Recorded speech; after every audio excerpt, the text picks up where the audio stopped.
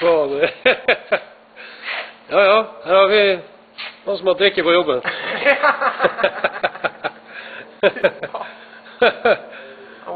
Ja, du kan jo kikke deg rundt. Jeg har ikke fått førerkort ennå. Det syns. Du må bare rygge rett tilbake. Jeg må nesten gjøre det.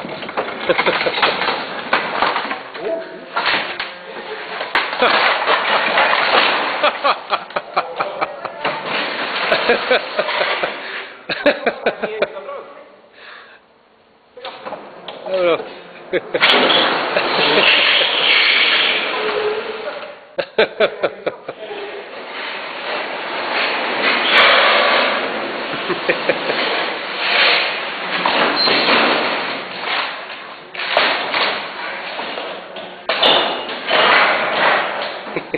Du vet at godset skal henge på gaflene, vet du.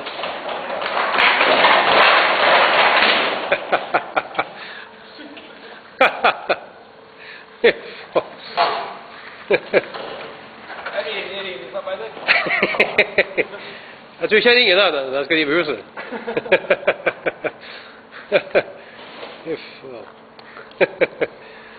Det er bra.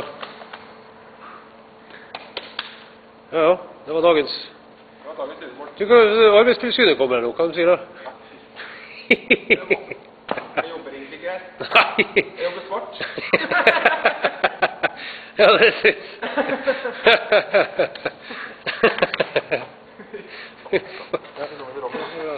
Ja, kom igjen da.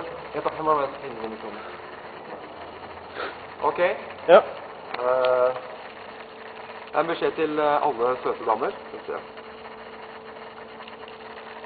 Dere er velkomne til å ringe meg på 926 56 005. Takk skal du ha. Ringning for arbeider Alex. Ha det.